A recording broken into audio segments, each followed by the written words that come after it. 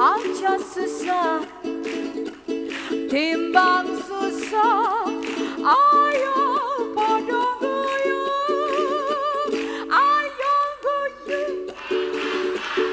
ayo guyu yen guyu aja seru-seru ayo guyu guyu meneh yen guyu aja seru-seru kota Solo yo mas kota budaya ngombe plewa rasane lega sapa sing seneng nguri-uri budaya insya Allah dadi ahline swarga ayang geye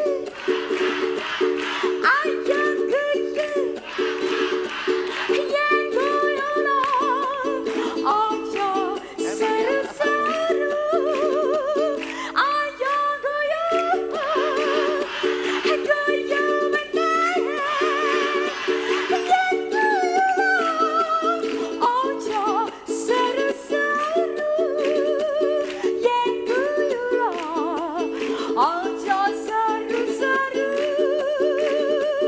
yen guyono aja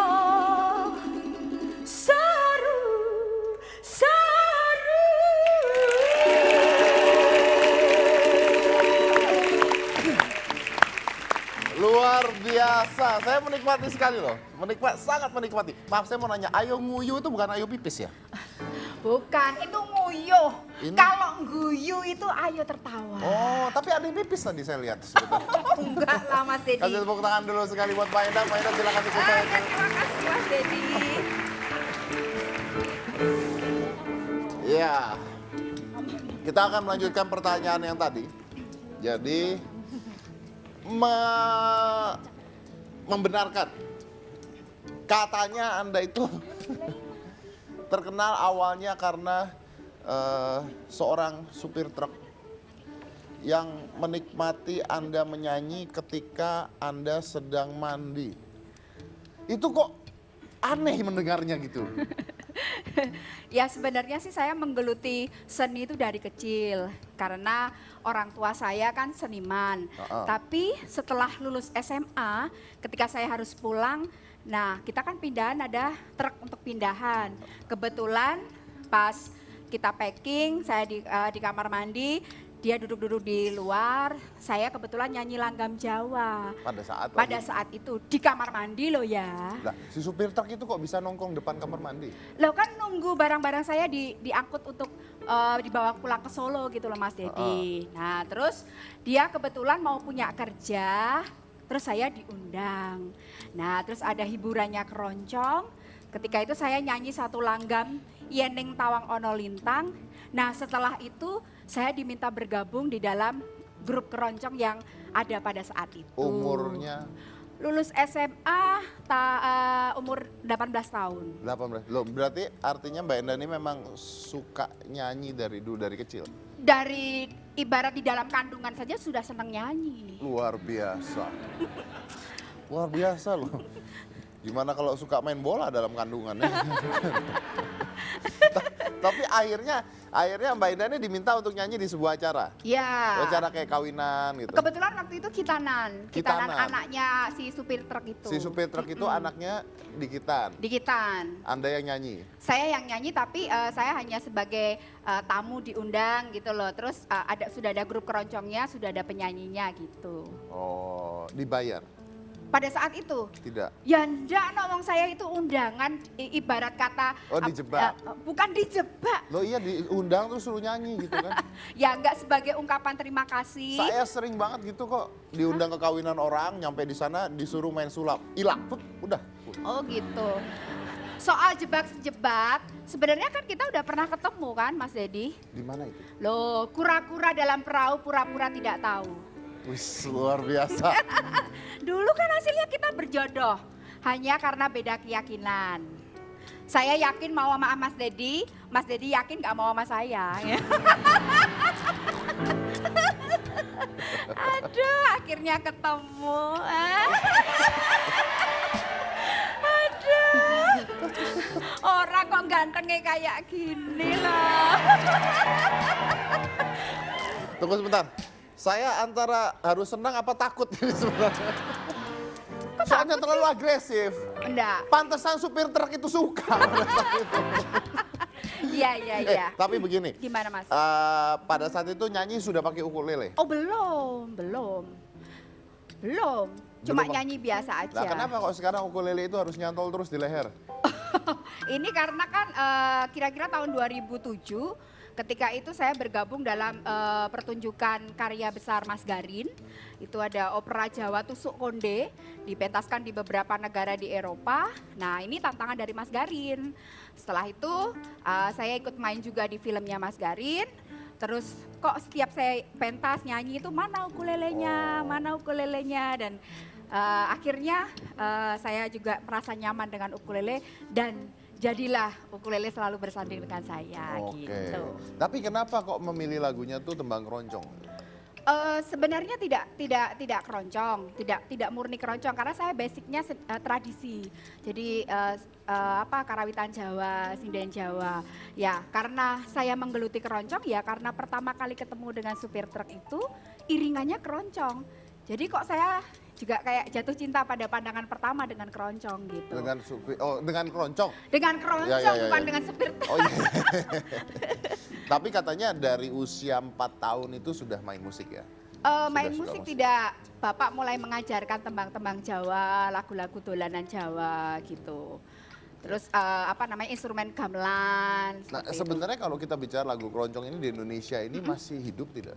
Oh ya masih, dan malah semakin menjamur di beberapa poros-poros keroncong seperti di kota Solo dan Jogja itu gencar ada festival, ada perlombaan keroncong. Baru saja ada eventnya Mas Jaduk itu pasar keroncong Kota Gede dan menyedot ribuan masyarakat datang untuk menikmati musik keroncong. Luar biasa.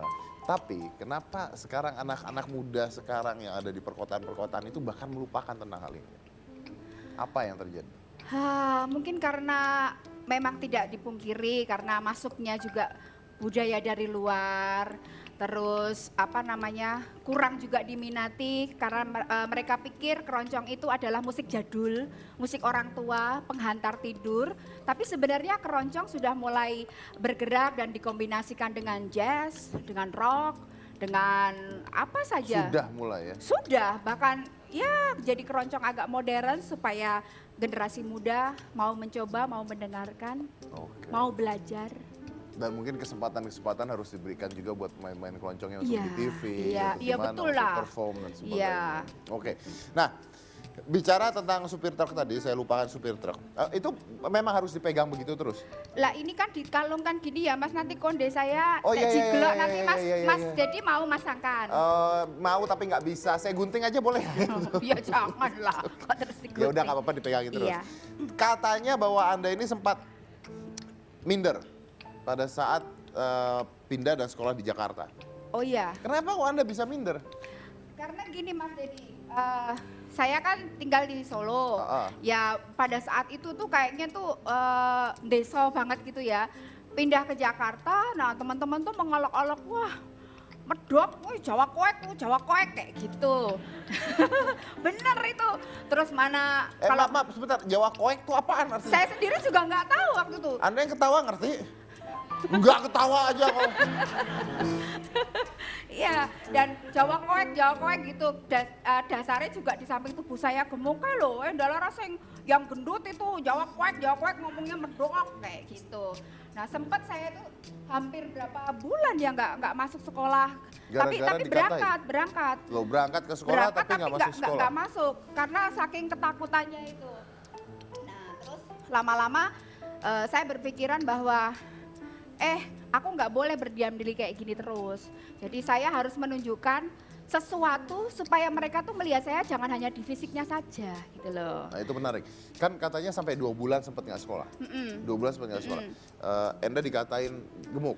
Ya gemuk, gembrot gitu. Gembrot, dikatain ya. gemuk, gembrot, dikatain Jawa, Iya, pokoknya, gitu. apa kampungan lah, apa dan Iya. sebagainya gitu. Oke.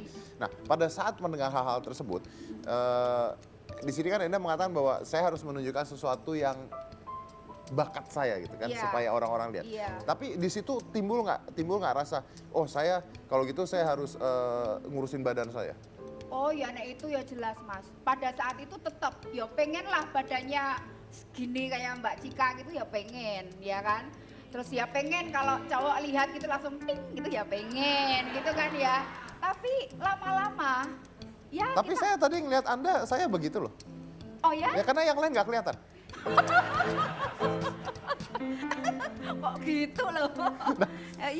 Ya pengen, tapi lama-lama saya kok pikir ya memang Enda Laras ya begini apa adanya dan ini berkat dari Tuhan seperti ini. Tinggal bagaimana kita mengulik sisi lain dari kegemukan itu supaya menjadi sesuatu yang bisa dipertimbangkan untuk orang lain, tidak hanya fisiknya. Tidak hanya fisiknya. Oke, lalu mulailah akhirnya gimana? Kok bisa sampai balik ke percaya diri lagi? Nah, pada saat itu SMP mungkin masih menata ya. Ketika SMA saya sudah mempunyai sedikit kemampuan untuk vokal grup, paduan suara, dan di sekolahan saya di SMA Jakarta itu pada saat itu belum punya grup paduan suara, belum punya vokal grup, dan di situ saya memulai untuk membuat ekstra paduan suara, ekstra vokal grup, bahkan aktif di pramuka, aktif di paskibra. Tapi bagian untuk konduktor, kalau yang untuk gini ya nggak bisa.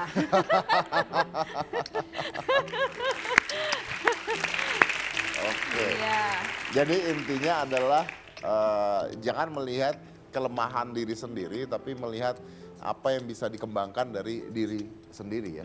Ya kan pasti ya. setiap manusia itu pasti punya kelebihan yang ada di dirinya. Jadi kalau kita ngelihat semua yang lemah di diri kita, akhirnya kita pasrah dalam keadaan. Tapi kita melihat kita bisa apa yang bisa kita tunjukkan, kelebihan kita apa. Nah seperti ini tadi kan akhirnya dengan seperti itu balik lagi, percaya diri kembali lagi. Iya, bahkan ketika saya dengan Mas Garin itu mulai tertantang untuk menari di situ.